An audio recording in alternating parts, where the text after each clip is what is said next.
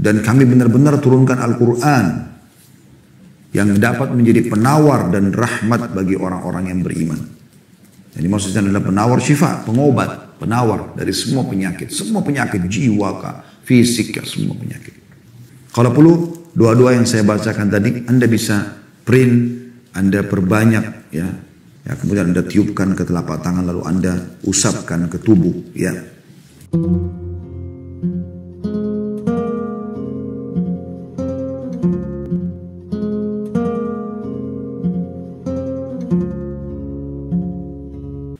Assalamualaikum warahmatullahi wabarakatuh. Alhamdulillah, lisan kita sebagai seorang muslim selalu mengucapkan kalimat suci, kalimat mulia ini dengan penuh keyakinan bahwasanya kita sedang memuji Sang Pencipta Allah, satu-satunya yang telah menciptakan, mengadakan, mempersiapkan, dan juga yang menghidupkan dan mematikan semua yang di langit dan di bumi, yaitu Allah Subhanahu wa Ta'ala. Dan kita akan berbicara tentang masalah penyakit. Berikut segala macam hal yang berhubungan dengan penyakit tersebut. Kenapa ada penyakit? Hikmah daripada adanya penyakit. Bagaimana kita sebagai seorang muslim menghadapi penyakit kalau sudah terjangkit, agar kita bisa melaluinya dengan nyaman, dengan tentram, dan juga kita penuh keyakinan akan mendapatkan banyak balasan dari Allah Subhanahu wa Ta'ala, termasuk kesembuhan yang akan diraih dengan izin Allah Subhanahu wa Ta'ala. Tidak ada orang, teman-teman sekalian, melalui kehidupan di muka bumi ini tidak pernah sakit. Tidak mungkin. Mustahil. Cuma tergantung kadar ringan atau beratnya penyakit itu. Kalau penyakit-penyakit yang umumnya terjadi, demam, flu, orang semuanya melaluinya. Tidak mungkin di muka bumi ada orang yang tidak pernah flu, demam, sakit kepala, sakit gigi. Orang semua lalui masalah itu. Ya. Maka ini adalah umum sebagai bentuk salah satu fenomena yang memang lazim terjadi. Kalau ada penyakit-penyakit kronis, ya, teman-teman medis tentu sudah tahu tentang bagaimana bahayanya. Dan pasti juga dipelajari tentang sebab-sebabnya. Karena memang ini terjadi ya, karena ada unsur campur tangan si orang yang terjangkit tersebut. Jadi itu Allah SWT jelaskan juga dalam Al-Quran sebagaimana akan kita paparkan nanti. Cuma teman-teman sekalian, kalau kita pahami tadi apa yang saya katakan itu, insya Allah kita akan lebih ringan melalui kehidupan muka bumi. Makanya kata Nabi SAW, ajaban li amri mu'min, wa la yakunu dzalika illa li mu'min. Sungguh mengagumkan perkaranya orang beriman. Dan itu tidak dimiliki kecuali orang yang beriman. In asabau sarra syakar. Kalau dia mendapatkan nikmat, dia selalu bersyukur. Ada makanan, ada minuman, sehat, dan segala macam hal. Alhamdulillah. Wa in asabau darra sabar. Kalau dia diberikan cobaan, dia bersabar. Kenapa? Karena dia memahami bahwasanya nikmat yang sedang ada, itu ada pasangannya, yaitu cobaan. Jadi pada saat dia ya, meletakkan syukur di timbangan agar nikmat selalu ada dan bertambah, maka dia letakkan di timbangan yang sebelahnya agar selalu seimbang, sabar pada saat cobaan datang. Ini baru ya, kehidupan dia akan berimbang. Bisa dia melalui kehidupan ini dengan sangat baik, tentram, makmur, semuanya baik. Makanya kata Nabi SAW, sungguh mengagumkan perkara orang beriman. Bahkan dalam riwayat dikatakan, inna amra kullu khair. Semua kehidupannya baik. Apakah nikmat sedang ada, apakah cobaan sedang datang. Karena dia tahu kata kuncinya. Ini nikmat datang, syukuri. Cobaan datang, dia bersabar. Lebih jauh daripada itu teman-teman sekalian, yang bisa mengobati sekali. Kalau seseorang lagi menghadapi permasalahan yang berat. Kalau kita bicara penyakit kronis, utang yang banyak, dan segala macam hal yang mungkin tidak umum, bukan semua orang melaluinya.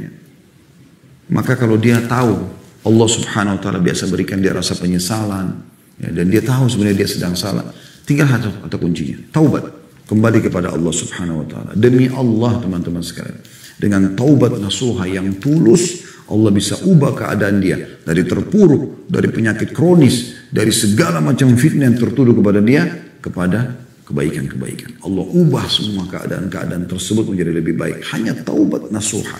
Kata Nabi SAW, at-taubah tajubu ma qablah. Taubat akan membersihkan semua yang lalu-lalu itu. Termasuk bekas-bekasnya.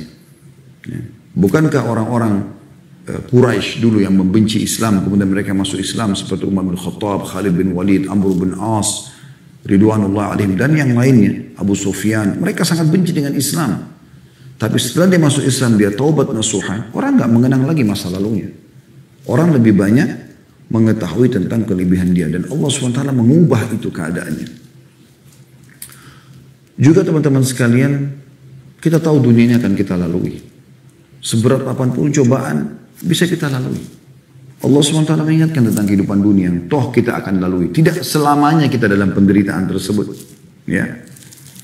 Allah mengatakan dalam surah Al-Ankabut ayat 64, وَمَا الْحَيَاةُ الدُّنْيَا إِلَّا لَهْوٌ وَلَعِبٌ.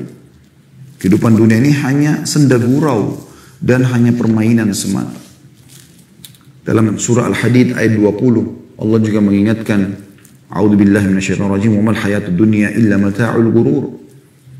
Tidaklah kehidupan dunia ini melainkan hanya kesenangan yang palsu saja.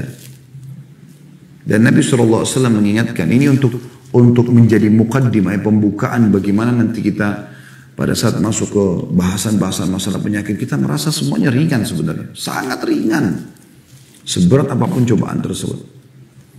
Kata Nabi SAW, ma'ana fid dunya illa karakibin istadhalla tahta syajaratin thumma raha wa tarakaha. Perumpamaan aku dengan dunia ini. Berapa banyak fitnah yang dituduhkan kepada Nabi SAW. Penyihir, penyamun, pendusta. Walaupun sebenarnya beliau tidak begitu.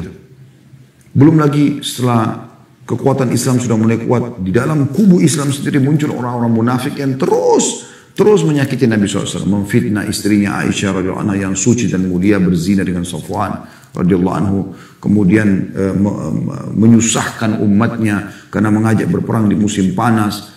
Dan segala macam hal. Fitnah-fitnah mereka sebarkan. Tapi subhanallah, Nabi SAW menggambarkan semua itu akan berlalu. Kata beliau, tidaklah aku di dunia ini melainkan seperti pengendara yang sedang penat, bernaung di bawah sebuah pohon, kemudian ia akan pergi dan meninggalkannya. Hadis sahih diriwayatkan oleh Tirmidzi, gitu kan.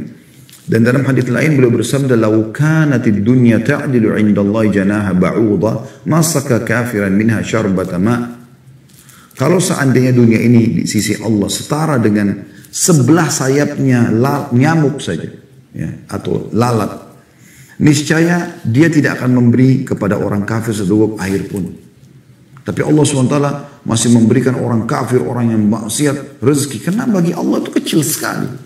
Dunia seluruhnya ini tidak senilai di sisi Allah SWT dengan sehelai sayapnya lalat ataupun nyamuk. Jadi kecil sekali dunia ini. Coba Anda bayangkan pesan-pesan ini. Bagaimana sebenarnya ya, Nabi SAW memberikan gambaran kepada kita sebagai orang beriman. Bukan di sini tempat kita. Dunia ini memang tempat cobaan. Tapi orang mukmin bisa melalui. Dan tidak usah dijadikan sebagai sesuatu yang besar. Sampai Sa'id bin Musayyib rahimahullah, seorang tabi'in, berkata, aku telah menemui orang-orang, saya para sahabat, yang tidak ada sesuatu pun ya, yang membuat mereka sedih, merasa kehilangan kalau itu urusan dunia. Mau penyakit, mau hilang anggota tubuhnya, mau hartanya habis, mau difitnah orang, mau gunjing, apa saja. Bagi mereka kecil semua. Kenapa? Karena mereka tahu bahwasanya kalau dia difitnah, dia kena cobaan, semua akan jadi pembersihan dosanya, peninggian derajat, dan dia akan panen di akhirat. Toh juga dunia akan saya lalui kok, bukan selamanya. Ya. Dan kata Nabi SAW untuk kita semua, kun fid dunia, ka'annaka gharibun, au abiru sabil, au abiru sabil. Jadikan dirimu dunia ini seperti seorang yang asing atau orang yang sedang musafir. Tahu bagaimana orang asing atau musafir, dia tidak akan bisa bertahan lama, dia akan pulang.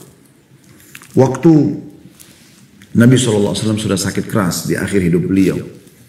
Dan beliau pun manusia terbaik, sakit.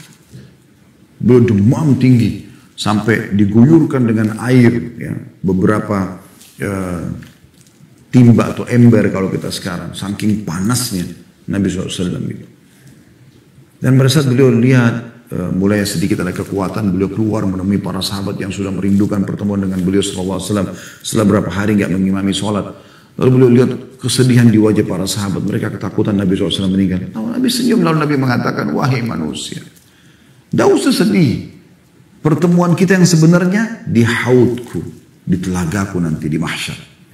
Kalian lolos dari timbangan amal, ketemu dengan aku, lalu kemudian masuk surga selamanya. Di haudku pertemuan itu.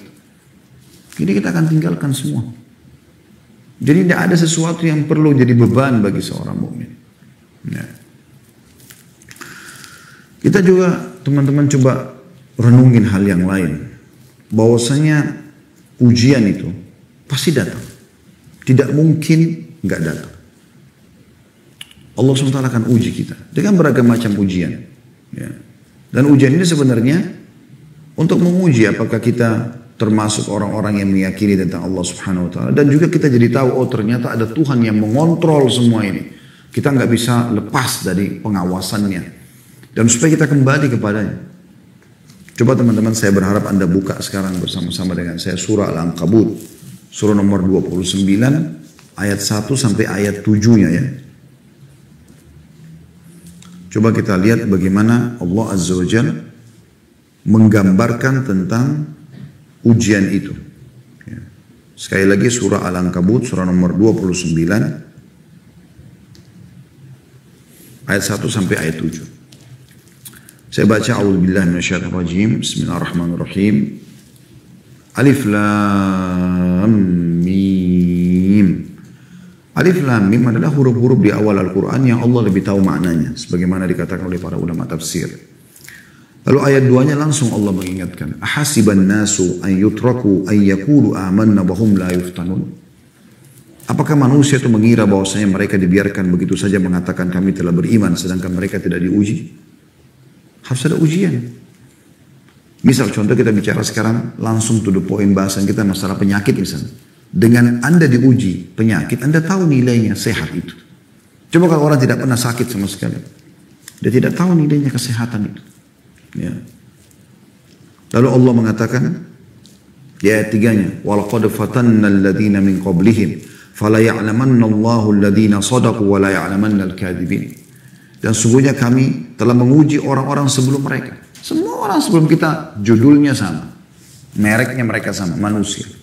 Sama persis ya, laki-lakinya perempuannya. Beda casingnya. Tapi sama. Karakternya. Ya. Kurang lebih lah fisiknya. Ya. Seperti itu. Laki-laki. Judulnya yang lain perempuan. Sama sebenarnya. Dan kami telah uji mereka juga. Sungguhnya kami telah menguji orang-orang sebelum mereka.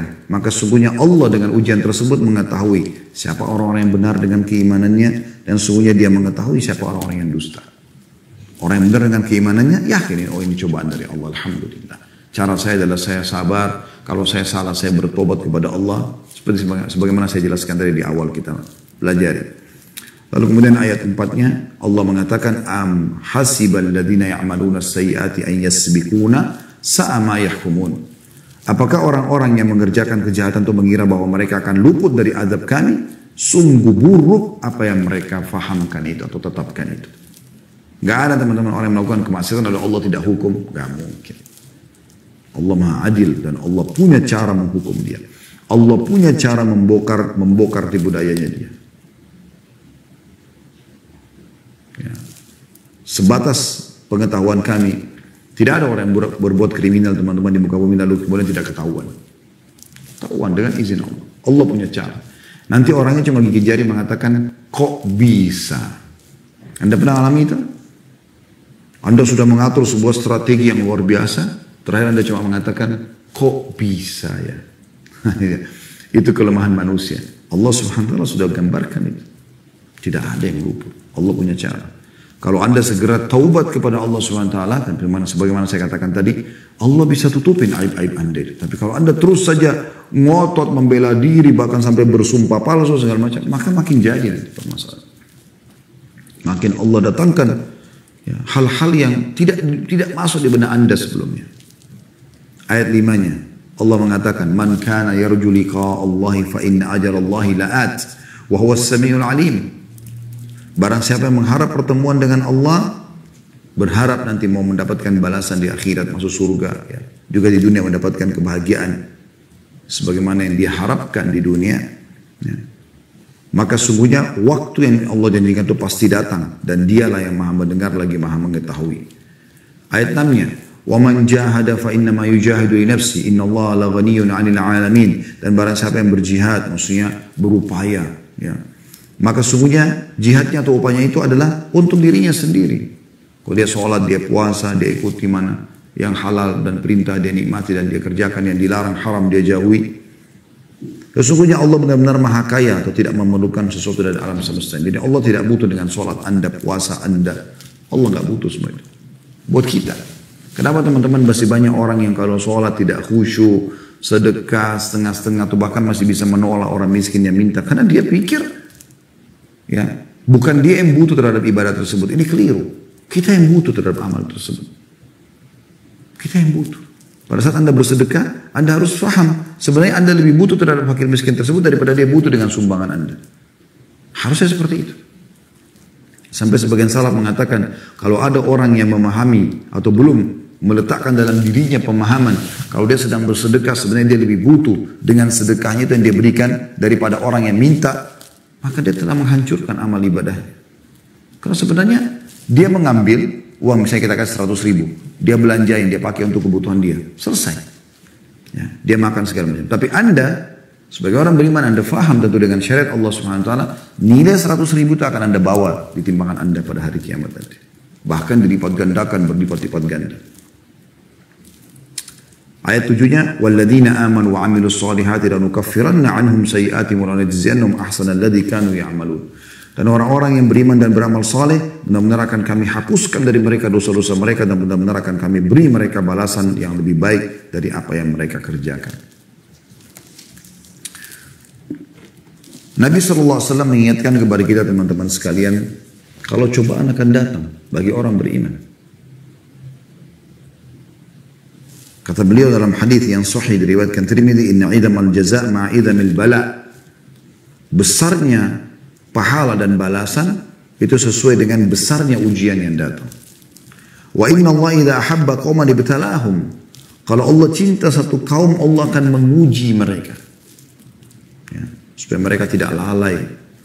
Supaya mereka bisa mendapatkan pahala sabar, bukan cuma pahala nikmat saja, syukur gitu kan. Faman radiya falahu ridha. Siapa yang ridha dengan keputusan Allah, dia akan dapat ridhonya Allah. Wa man sakhita falahu sakhat. Siapa yang murka, marah-marah dengan keputusan Allah, maka dia juga akan dapat kemurkaan Allah. Ya. Anda kalau kerja di perusahaan, teman-teman dokter yang menghadiri acara kita, Anda kalau punya akad terikat dengan rumah sakit, Anda mau tidak mau ikuti peraturan atau pemilik rumah sakit atau pemilik perusahaan. Kita suka atau nggak suka peraturan itu, apa boleh buat peraturan, kita harus ikuti. Dan kalau Anda ikuti peraturan, Anda kan dapat fasilitas yang dijanjikan, kan begitu. Jam kerja Anda jam sekian sampai jam sekian, Anda datang, Anda on time. Walaupun kadang-kadang masih ngantuk, mungkin masih ada kegiatan di rumah, Anda tetap lakukan. Anda dapat fasilitas. Tapi Anda, saya nggak mau. Ngapain dia harus taruh peraturan begini dan begitu? Sudah, berarti Anda akan bentrok. Anda akan keluar dari perusahaan tersebut. Kan begitu. Dan juga teman-teman sekalian, apa yang diujikan kepada Anda itu, misalnya penyakit, ya, atau cobaan yang lainnya, sebenarnya itu bentuk hukuman yang Allah segerakan di dunia. Dan itu kebahagiaan buat Anda sebenarnya. Pasti kebahagiaan. Karena kalau dibiarkan di akhirat berat sekali teman-teman sekalian. Berat sekali.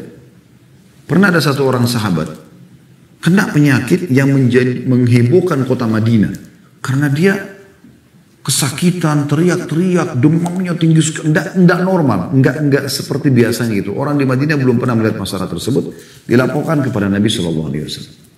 Apa yang terjadi? Nabi SAW datangi rumahnya. Begitu Nabi lihat, Nabi SAW langsung menanyakan kepada dia pertanyaan. Apa yang kau berdoa sama Allah? Apa yang kau minta? Dia bilang, ya Rasulullah, saya minta agar kalau seandainya ada hukuman yang Allah akan hukum saya di akhirat nanti, Allah segerakan di dunia. Jadi kalau saya punya dosa-dosa dunia, akan dihukum di akhirat, biarkan Allah hukum saya sekarang.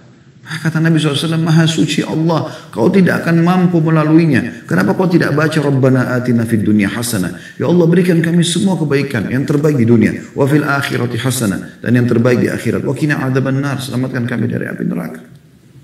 Jangan minta dihukum oleh Allah. Allah Subhanahu wa taala. Cukup kalau Allah sudah datangkan itu sudah cukup berat buat kita. Lalui dan jangan berkeluh kesah. kembali berbicara dan konsultasi beda dengan curhat. Teman-teman perlu pahami. Curhat itu hanya kepada Allah Subhanahu wa taala. Ada masalah berat, wudu, sholat, di sujud Anda jangan angkat kepala Anda sampai Anda sudah tuangkan semua. Kalau kesahkan kepada pencipta Anda, pencipta penyakit Anda, pencipta permasalahan Anda, dan juga yang hanya satu-satunya memiliki solusi dalam masalah kita. Kesembuhan dan segala macam. Allah bisa buat teman-teman Anda sembuh dengan segelas air hangat. Berapa banyak orang yang sembuh dengan cara seperti itu? Karena sujud tersungkur depan Tuhannya, Allah SWT. Sebagaimana Anda juga mempunyai nikmat, Anda syukuri. Karena yang menciptakan Anda adalah Allah, yang menciptakan nikmat adalah Allah, yang bisa juga menambahnya adalah Allah. Tidak ada yang lain. Kembali kepada Allah SWT. Lalu kemudian konsultasi sama manusia. Sama dokter kalau penyakit, sama ustaz atau ustazah kalau permasalahan kejiwaan atau agama misalnya. Selesai. Jangan teman-teman ada permasalahan, semua orang tahu permasalahan kita. Orang mukmin termasuk menutupi aibnya sendiri. Ya. Menutupi permasalahannya sendiri. Antara dia sama Tuhannya Allah Subhanahu wa ta'ala. Jangan semuanya orang tahu. Ada masalah rumah tangga, semua orang tahu permasalahan dia. Satu kantor semua tahu permasalahan. Kenapa akhi dan ukhti? Kenapa enggak tutupin itu? Kita harus tahu. Ya. Kata Nabi SAW, "Idza arada Allah bi'abdihi khairan, ajjala lahu al-uquba fid dunya." Kalau Allah ingin kebaikan bagi seorang hamba, maka Allah menyegerakan hukumannya di dunia. Hadis riwayat Tirmidzi. Ya. Justru itu kebaikan buat dia sebenarnya. Kebaikan. Dan makin tinggi level iman kita, maka makin berat cobaannya memang. Supaya kita lebih banyak mendapatkan pahala. Jadi misalnya orang umumnya yang bukan level orang-orang yang dekat dengan Allah Subhanahu wa ta'ala. Mungkin kalau mereka demam 3 hari. Mungkin orang yang ya, lebih dekat dengan Allah bisa 5 hari. Lebih lama. Gitu kan.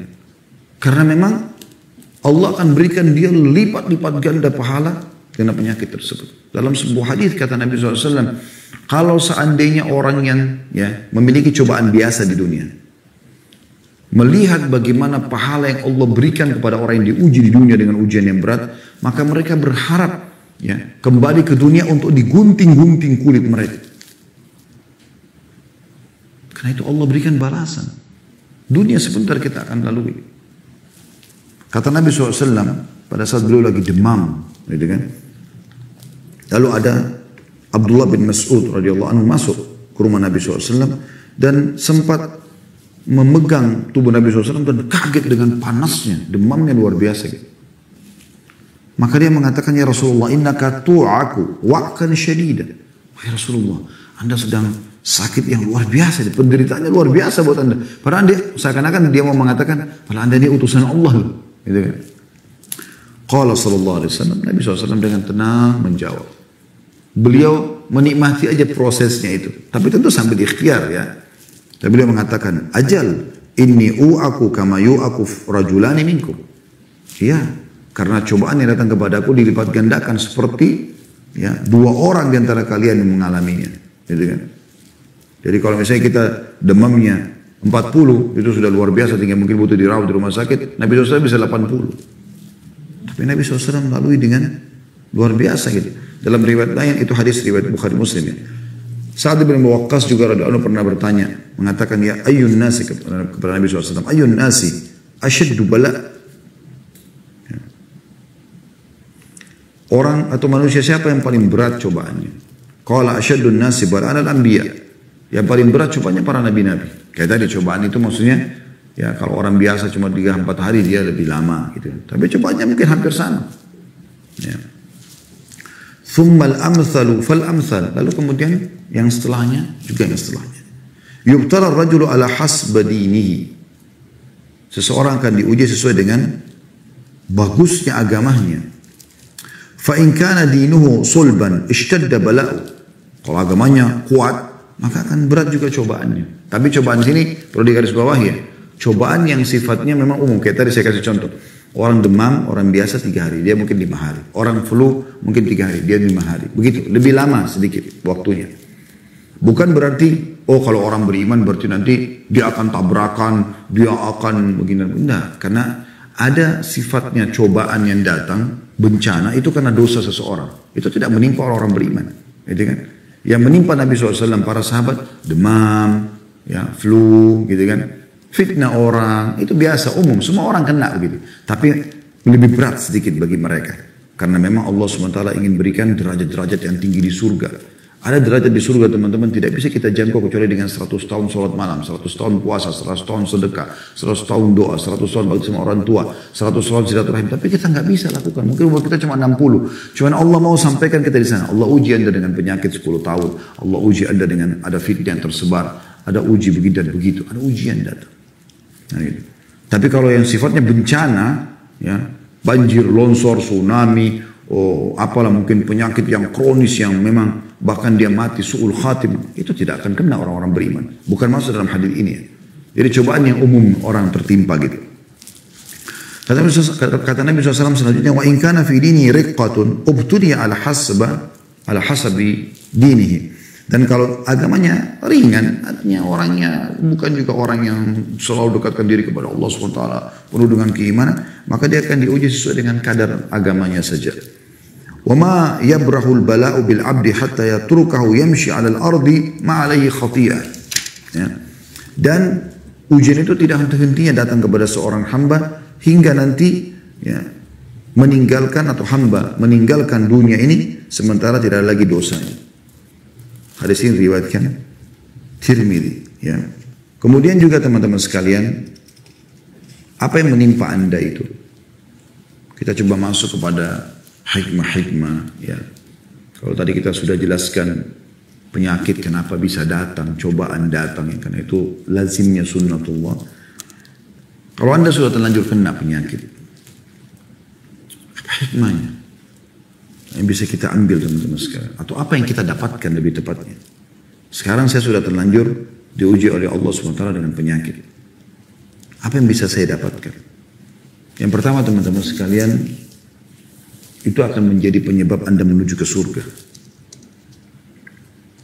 Itu akan membawa Anda menuju ke surga. Ya. Disebutkan dalam firman Allah Subhanahu Wa Taala surah Al-Baqarah dalam ayat 155 sampai 157 ya. Allah menjelaskan Allah akan menguji kita.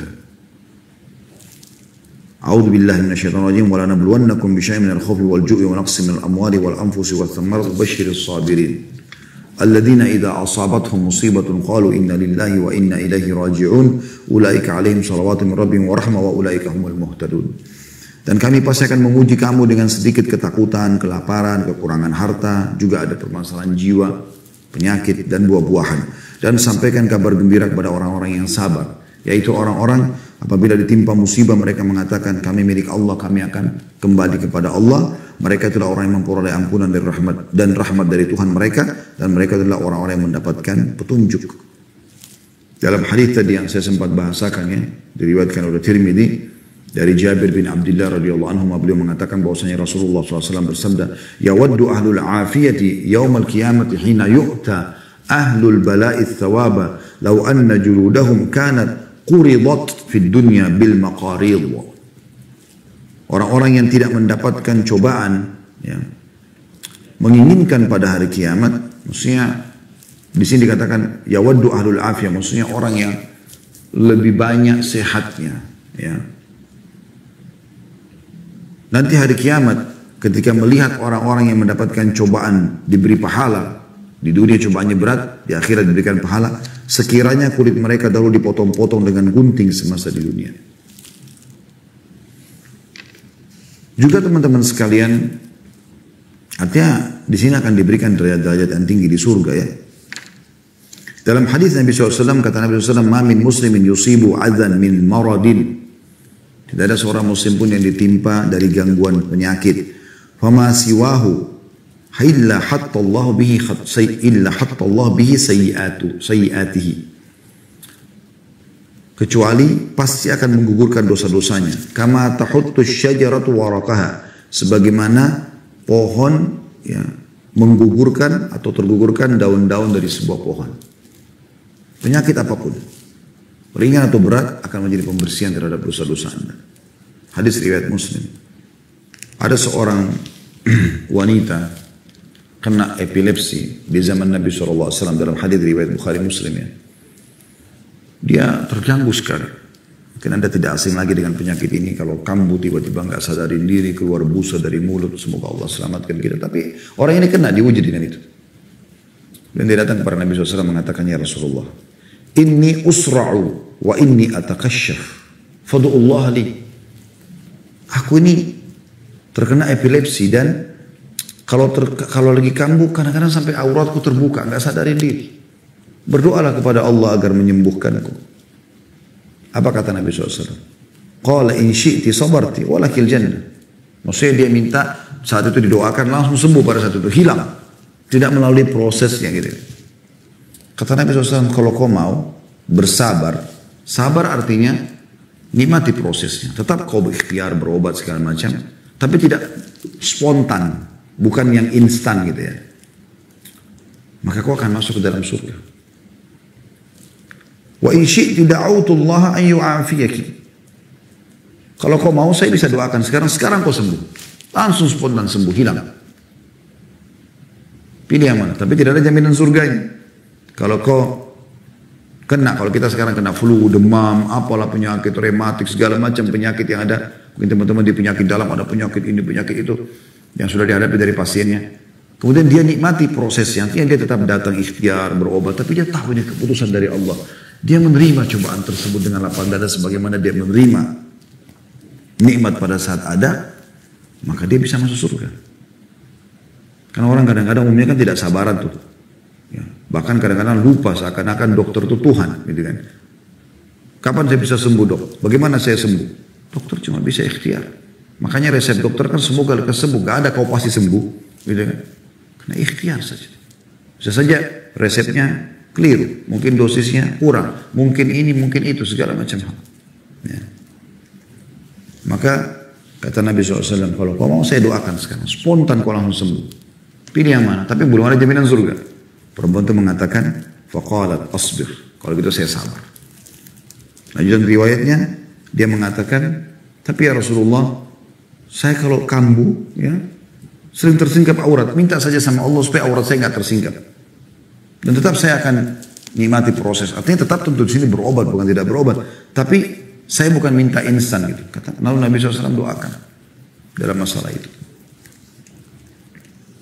Abdullah bin Mas'ud juga radhiyallahu anhu pernah meriwayatkan bahwasanya Rasulullah SAW menemui Ummu As-Sa'ib radhiyallahu anha. Dia mengatakan, Maliki ya Ummu As-Sa'iba tuzafzifin. Qalat al-humma la barakallahu fiha. Faqala la tasubbil humma. فإنها تذهب خطايا بني آدم كما يذهب الكير خبث الحديد. Wahai Ummu Sa'ib, mengapa engkau menggigil? Nabi SAW melihat dia kayak orang menggigil meriang gitu. Dia menjawab, demam. Semoga Allah tidak memberkahi demam ini. Jadi dia mencaci maki penyakitnya. Maka beliau menjawab SAW, jangan mencelah demam itu.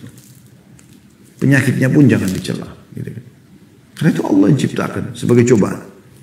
Karena demam itu menghilangkan dosa-dosa anak Adam sebagaimana pandai besi menghilangkan kotoran besi. Bahkan Ibnu Abi Dunya mengatakan,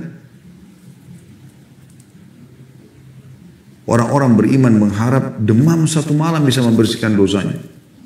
Apalagi kalau sampai beberapa malam. Hadis sahih diriwayatkan oleh Muslim. Yang kedua teman-teman sekalian. Jadi ada balasan surga ya, pembersihan dosa-dosa gitu. Jadi Anda kalau kedatangan penyakit, fahami ini ada sesuatu pesan ilahi di situ. Ya. Anda kan kalau tidak melalui ujian di sekolah segala macam, Anda tidak naik level kan gitu ya, untuk naik level ini. Naik level dan Allah pastikan fa inna ma'al usri yusra. Di setiap kesulitan ada kemudahan. Yang kedua teman-teman sekalian, dengan penyakit yang akhirnya menghalangi Anda banyak beraktivitas seperti mencari nafkah, seperti ibadah, ya. Mungkin juga sholatnya berubah, yang tadinya bisa berdiri sekarang tinggal duduk, mungkin tadinya bisa ke masjid sekarang sudah tinggal di rumah misalnya ya, mungkin tadinya bisa leluasa gerak-gerik badannya sekarang stroke misalnya, contoh. Itu akan tetap menjadi pahala yang besar asal dengan syarat. Ini penting teman-teman sekalian. Pada saat Anda sehat, Anda maksimalkan ibadah. Itu penting, Anda maksimalkan ibadah. Dengarkan sabda Nabi SAW melalui Abu Musa al-Asy'ari radhiyallahu anhu. "Idza marida al-'abdu aw safara kutiba lahu mithlu ma kana ya'malu muqiman sahihan." Yang artinya, hadis ini sahih riwayat Bukhari, jika seorang hamba sakit atau dalam perjalanan musafir, maka Allah akan mencatat pahala untuknya sebagaimana ia beramal saat bermukim lagi sehat. Jadi misalnya gini, Anda lagi sehat sekarang, kayak hari ini hari Senin, Anda puasa Senin, hari Kamis Anda puasa Kamis, Ayyamul Bid Anda puasa Ayyamul Bid. Anda biasa keluar cari nafkah ke sana sini misalnya. Anda biasa haji dan umroh, ya. Anda biasa sholat di masjid, aktivitas banyak. Sekarang Anda sakit, Anda tidak bisa buat itu. Atau Anda musafir, terhalang Anda untuk bisa melakukan aktivitas seperti Anda berada di kota atau di negara Anda sendiri. Maka Allah akan catatkan pahala yang tetap berjalan walaupun Anda tidak kerjakan. Misalnya Anda lagi safar, Anda tidak puasa Senin Kamis, tetap jalan pahala puasa Senin Kamisnya. Anda biasa ke masjid, sekarang Anda musafir, mungkin ke negara yang jarang masjid atau jaraknya jauh, atau musafir biar ada masjid juga boleh Anda sholat di kamar hotel, karena Anda musafir tetap dapat pahala ke masjidnya. Terus begitu, semua ibadah-ibadah yang bisa kita kerjakan di masa kita, di sini kata Nabi SAW, sahihan muqiman sahihan. Dia seperti orang yang mukim yang sehat. Berarti memang di saat kita lagi sehat itu maksimalkan ibadah. Karena akan dicatat pada saat kita sedang sakit sebagai amal yang berjalan terus. Yang ketiga teman-teman. Harus yakin bahwasanya di setiap penghujung sebuah cobaan ada penyelesaian. Allah SWT memastikan itu. 2 kali Allah ulangi dalam surah Asy-Syarh. Ya. Ayat 5 sampai ayat 6. A'udzubillahi minasyaitonir rajim. Fa inna ma'al usri yusra. Di setiap kesulitan ada kemudahan. Lalu Allah ulangi lagi dengan harfut ta'kid. 2 kali Allah gunakan inna. Fa inna ma'al usri yusra. Inna ini dalam bahasa Arab namanya harfut ta'kid, memastikan pasti benar. Fa inna ma'al usri yusra. Di setiap kesulitan akan ada kemudahan. Lalu Allah ulangi inna ma'al usri yusra. Pakai lagi harfut ta'kid, sesuatu yang memastikan. Pasti di setiap kesulitan ada kemudahan.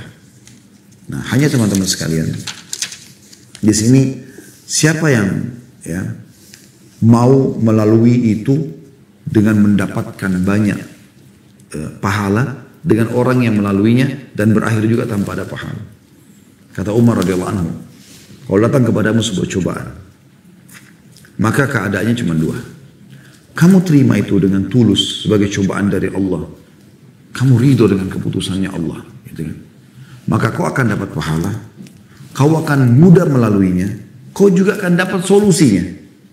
Orang kalau terima, oh ya Allah lagi uji saya, alhamdulillah, mudah-mudahan jadi pembersihan dosa saya, mudah-mudahan saya bisa dapat derajat yang tinggi di surga karena ini. Ada amal-amal mungkin yang belum saya bisa kerjakan. Ada orang yang lebih berat cobaannya dari saya, dia coba ya menerima itu dengan kesabaran. Dengan kesabaran memang harus begitu kan, gitu kan? Dan tidak mungkin kita bisa dapat pahala sabar kecuali dengan cobaan, kan begitu. Nah, maka dia mudah melaluinya. Dan dia yakin dengan dia makin sabar maka akan makin besar pahalanya. Toh juga di ujungnya, inna ma'al usri yusra. Ada yusranya. Usr keberatan atau sesuatu yang berat ya, cobaan. Dan yusr adalah kemudahan. Atau kata Umar, kau tidak menerimanya. Sakit, ribut, flu. Sudah seperti terjadi kiamat. Baru cobaan sedikit sudah luar biasa. Karena kan ada orang datang gitu di masa pengajian dulu sebelum pandemi. Datang kepada saya seakan-akan sudah masalah besar. Padahal sebenarnya saya melihat masalah kecil. Masalahnya orang ini kecil sekali gitu. Hanya karena terlilit utang sama si fulan berapa saya dikejar-kejar. Hanya karena dia sakit kemudian dokternya dia belum bisa operasi karena belum ada duit. Hanya masalah kecil sebenarnya, bukan masalah besar gitu. Bisa dia laluin itu, bukan tidak bisa. Dan Nabi SAW mengatakan Allah tidak akan menguji hamba di atas kemampuannya. Allah juga mengatakan dalam Al-Quran, la yukallifullahu nafsan illa usaha. Allah tidak akan uji di atas kemampuan seseorang. Kata Umar radhiyallahu anhu, kalau kau tidak terima cobaan tersebut, toh juga akan datang kepada kamu. Kalau lagi sakit misalnya, maka kau akan mendapatkan dosa. Karena kau seakan-akan memprotes Allah. Kau sulit melaluinya. Misalnya sebulan Allah tentukan penyakitnya ini. Dia lalui dengan keluh kesah. Dia repot melaluinya. Beda dengan tadi orang mukmin yang bisa menerimanya. Dan kau tidak akan menemukan jalan keluar. Akan jadi masalah buat kamu. Karena mungkin dalam keluh kesah itu ada penyakit, ada masalah dosa baru yang membuat Allah memperpanjang permasalahan dia atau menjadikan masalah buat dia. Ya. Jadi harus memahami masalah ini. Kemudian selanjutnya, yang ketiga ya. Orang sakit, dengan sakit teman-teman, nikmat itu akan terlihat. Hikmah yang luar biasa. Makanya kata Nabi SAW, ni'matani maghbunun fihi ma katsirun minan nas, as-sihhat wal faragh. Dua nikmat yang banyak manusia tertipu di dalamnya. Mereka lalai, yaitu nikmat kesehatan dan waktu yang luang. Nah, Allah Subhanahu wa taala ingin dengan penyakit itu orang jadi tahu, oh ternyata nikmat sekali waktu sehat. Contoh misalnya, ada sekarang lagi meriang, menggigil, lagi demam. Terus lihat orang minum air es, enak bener dia, karena dia enggak apa-apa. Minum dengan enaknya. Atau Anda lagi sakit perut, maaf, mencret-mencret. Orang makan dengan lahapnya, segala macam, kita nggak bisa. Harus bubur, harus ini, harus itu. Beda. Ya. Kita lagi demam, kita nggak bisa kena dingin pun sedikit, sudah rasanya meriang. Orang tidur dengan AC, dengan dinginnya. Kita jadi tahu, ternyata selama ini nikmatnya Allah terlalu besar kepada saya. Luar biasa teman-teman. Dan nikmat Allah Subhanahu wa taala kepada kita ini luar biasa gitu. Ali mengatakan radhiyallahu anhu, bala itu tidaklah turun melainkan karena suatu dosa dan tidak diangkat kecuali dengan taubat. Sekalipun tidak ditentukan untukmu kesembuhan dari penyakitmu, tapi sebaik-baik penutup usia adalah taubat yang jujur. Ya. Ini yang ketiga. Dan ternyata teman-teman sekalian, ada hal yang mahal sekali yang kadang-kadang luput dari kita ya. Saya masukkan itu poin yang keempat.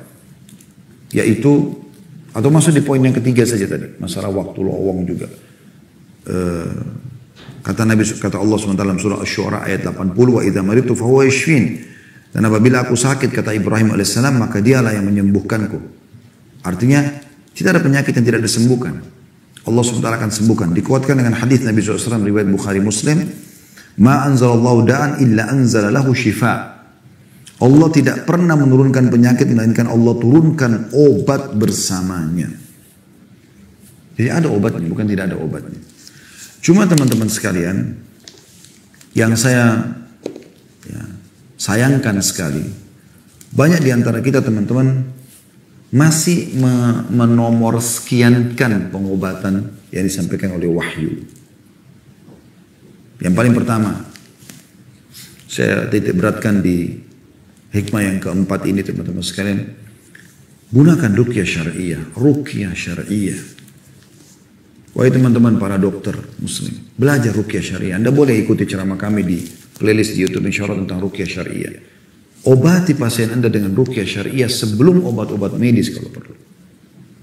Apa itu ruqyah syariah? Gunakan ayat-ayat Al-Quran yang sudah ditentukan dalam syariat untuk pengobatan. Gunakan doa-doa yang diajarkan oleh Nabi SAW. Gunakan, ya kalau kita bahasakan sekarang, herbal-herbal yang memang Nabi SAW atau obat-obat tepatnya yang Nabi SAW sudah tentukan untuk umatnya. Allah berfirman dalam Al-Quran, terlindungi baik-baik surah Al-Isra ayat 82, A'udzu billahi minasyaitonir rajim wa nunazzilu minal Qur'ani ma huwa syifaa'un wa rahmatun lil mu'minin. Dan kami benar-benar turunkan Al-Quran yang dapat menjadi penawar dan rahmat bagi orang-orang yang beriman. Jadi maksudnya adalah penawar syifa, pengobat, penawar dari semua penyakit jiwa kah, fisik kah, semua penyakit. Misal contoh Anda sering saya bahas itu membaca Al-Fatihah, membaca 5 ayat pertama surah Al-Baqarah atau akhir surah Al-Baqarah, Al-Ikhlas, Al-Falaq, An-Nas, ya kemudian Anda tiupkan ke telapak tangan lalu Anda usapkan ke tubuh, ya. Disebutkan ya, bahwasanya Aisyah berkata radhiyallahu anha bahwa Rasulullah SAW apabila ada orang yang mengeluhkan sesuatu kepada beliau penyakit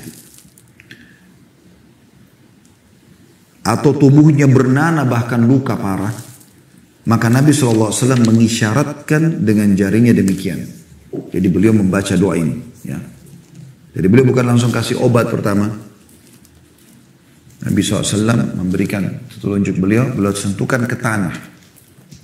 Lalu beliau mengangkatnya sambil membaca.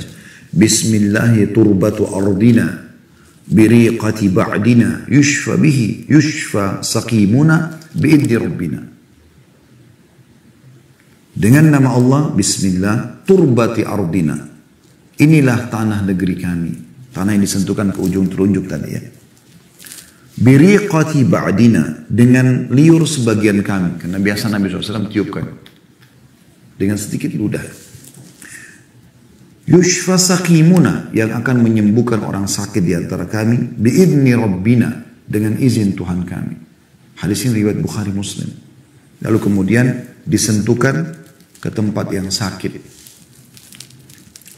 Juga Aisyah meriwayatkan bahwasanya Rasulullah SAW kalau menjenguk salah satu kerabatnya yang sedang sakit, maka beliau mengusap tangan kanannya ke tempat yang sakit sambil membaca Adhibil ba's Rabban nas washfi anta syafi la shifa illa shifa'uk shifa'an la yughadiru saqama.